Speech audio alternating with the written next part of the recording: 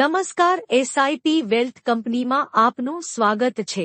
તમને આના પહેલા જે વિડિયો મોકલેલો હતો તેમાં તમે જોયું કે વ્યક્તિ પોતાના જ ગ્રુપ, કોન્ટેક્ટ અને સર્કલમાંથી દર મહિને 10 થી 20 હજાર રૂપિયા આરામથી કમાઈ શકે છે।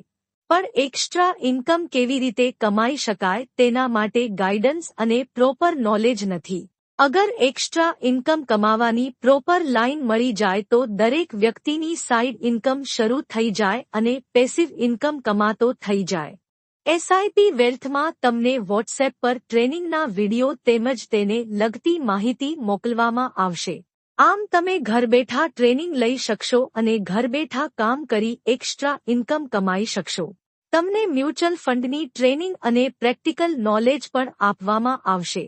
એની સાથે સાથે તમને જનરલ ઇન્સ્યોરન્સ એટલે કે મેડિક્લેમ, વેહિકલ ઇન્સ્યોરન્સ વગેરેની ટ્રેનિંગ પણ આપવામાં આવશે।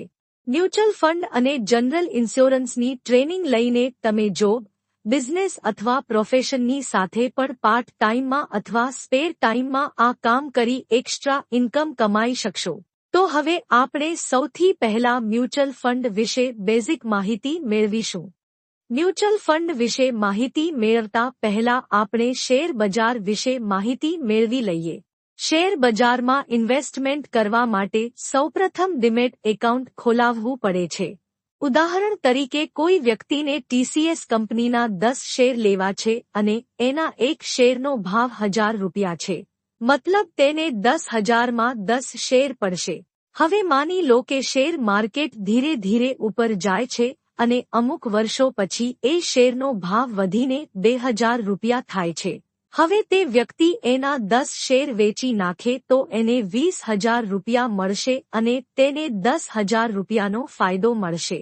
તો શેર બજારમાં કમાવવું હોય તો શેર બજારનું પૂરતું નોલેજ અને અનુભવ હોવો જોઈએ અને દરરોજ એમાં પૂરતો સમય પણ આપવો પડે।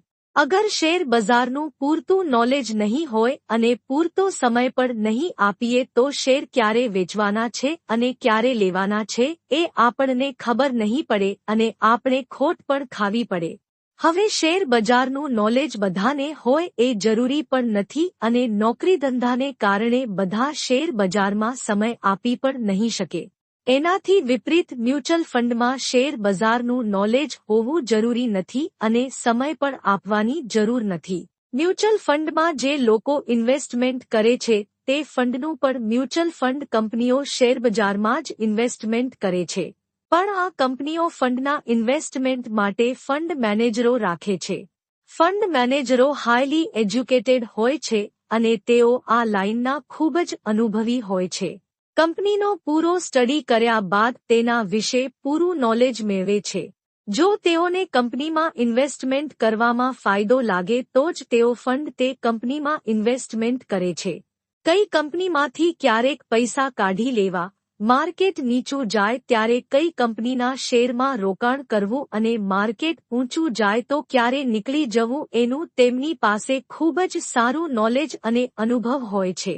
એને કારણે કસ્ટમરને નોલેજ ન હોય એ છતાં પણ કસ્ટમરને ફાયદો થવાની સંભાવના ખૂબ જ વધી જાય છે અને મ્યુચ્યુઅલ ફંડમાં નુકસાન થવાની સંભાવના ઓછી રહે છે કેમ કે એક્સપર્ટ માણસ આપણું ફંડ મેનેજ કરે છે। તો શેર બજારમાં અને મ્યુચ્યુઅલ ફંડમાં આ એક વસ્તુનો તફાવત રહેલો છે કે શેર બજારમાં આપણે આપણી બુદ્ધિ, નોલેજ અને અનુભવ પ્રમાણે ઇન્વેસ્ટમેન્ટ કરવાનું હોય છે અને મ્યુચ્યુઅલ ફંડમાં એ ઝંઝટ રહેતી નથી। મ્યુચ્યુઅલ ફંડમાં મહિને 100 રૂપિયાથી પણ ઇન્વેસ્ટમેન્ટ શરૂ કરી શકાય છે। હવે મ્યુચ્યુઅલ ફંડમાં ઇન્વેસ્ટમેન્ટ કરવું હોય તો બે પ્રકારે ઇન્વેસ્ટમેન્ટ થશે, એક મંથલી એસઆઈપી અને બીજું વન ટાઈમ એસઆઈપી। મંથલી એસઆઈપીમાં દર મહિને ઈસીએસથી પૈસા બેંકથી કપાયા કરે છે એટલે કે કોઈ 1000 રૂપિયાની એસઆઈપી કરવા માંગે છે તો 1000 રૂપિયા પહેલા ચેકથી, ડેબિટ કાર્ડથી અથવા ક્રેડિટ કાર્ડથી ભરવાના રહેશે અને પછી એનું 1000 રૂપિયાનું ઈસીએસનું મેન્ડેટ કરવાનું રહેશે। ઈસીએસ મેન્ડેટ થયા પછી બીજા મહિનાથી દર મહિને એના ખાતામાંથી 1000 રૂપિયા ઓટો ડેબિટ થઈ જશે। એણે ગમે ત્યારે પણ એસઆઈપી વધારવી હોય તો વધારી પણ શકાશે। એસઆઈપીમાં રોકડાથી કોઈ પણ વ્યવહાર કરી શકાતો નથી। કમ્પલસરી ઈસીએસ કરાવવું જરૂરી છે.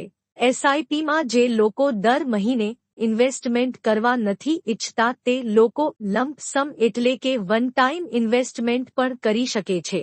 વન ટાઈમ 5,000, 10,000, 1 લાખ રૂપિયા અથવા ગમે તેટલી રકમ એકસામટી મૂકી શકાશે. દર મહિને એસઆઈપીમાં પૈસા ભરવાની જરૂર નહીં પડે. હવે મ્યુચ્યુઅલ ફંડમાં આપણે કોઈની એસઆઈપી કરવી હોય તો તેની શું પ્રોસેસ છે, તેના માટે પહેલું સ્ટેપ શું છે તેની ચર્ચા કરીશું. કોઈ પણ કસ્ટમરની એસઆઈપી કરવી હોય તો તેના માટે એ કસ્ટમરની કેવાયસી કરવી જરૂરી છે. એમ તો બેંકમાં જેમનું ખાતું હોય તેમનું કેવાયસી રિઝર્વ બેંકની ગાઈડલાઈન પ્રમાણે થયેલું જ હોય છે. પણ મ્યુચ્યુઅલ ફંડમાં ઇન્વેસ્ટમેન્ટ કરવા માટે સેબીની ગાઈડલાઈન પ્રમાણે કેવાયસી અલગથી કરવું પડે છે. હવે કોઈએ અત્યાર સુધીમાં મ્યુચ્યુઅલ ફંડમાં ઇન્વેસ્ટમેન્ટ કર્યું જ નથી તો તેની આપણે કેવાયસીની પ્રોસેસ કરવી પડશે.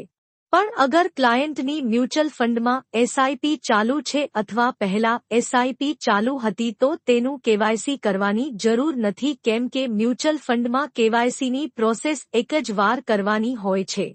તો ક્લાયન્ટની કેવાયસીની પ્રોસેસ કરવા માટે કયા ડોક્યુમેન્ટ જોઈશે તે આપણે જાણીશું. તો કેવાયસી કરવા માટે સૌથી પહેલા તમારે કસ્ટમરનો Aadhaar card, PAN card, cancel cheque, email address, mobile number, નોમિનીનું નામ, નોમિની સાથે સગપણ અને નોમિનીની જન્મ તારીખ લેવી જરૂરી છે. આધાર કાર્ડ, પાન કાર્ડ અને બેંકમાં કસ્ટમરનું નામ એકસરખું જ હોવું જોઈએ. અગર નામમાં ભાઈ અથવા કુમાર વગેરેનો થોડો પણ ફરક આવે છે તો કેવાયસી થશે નહીં. કેવાયસીના ડોક્યુમેન્ટ લેતી વખતે પહેલા આપણે નામ ચેક કરી લેવાનું રહેશે કે નામમાં કોઈ ફેર છે કે નથી. અગર નામ અલગ અલગ હોય તો પાર્ટીને નામ એકસરખું કરાવવા માટે કહેવું પડશે.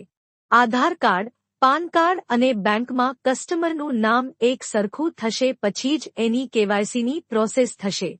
બીજી ધ્યાનમાં રાખવા જેવી બાબત એ છે કે આધાર કાર્ડ કરાવતી વખતે પાર્ટીએ જે મોબાઈલ નંબર આપેલો હોય એ મોબાઈલ નંબર હમણાં ચાલુ છે કે નહીં એ ખાસ પૂછી લેવું.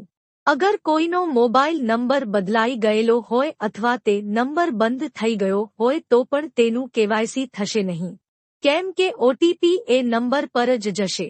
અગર આધાર કાર્ડમાં જે મોબાઈલ નંબર આપેલો હોય તે હમણાં ચાલુ નહીં હોય તો કસ્ટમરને આધાર સેન્ટરમાં જઈને મોબાઈલ નંબર બદલાવવા માટે કહેવું પડશે. એ નંબર બદલાઈ જાય ત્યાર પછી જ કેવાયસીની પ્રોસેસ કરી શકાશે. હવે જ્યારે ક્લાયન્ટનું કેવાયસી કરવું હોય તો ક્લાયન્ટનો પાન કાર્ડ, ચેક, આધાર કાર્ડનો ફોટો અપલોડ કરવા માટે મોબાઈલમાં તૈયાર રાખવો.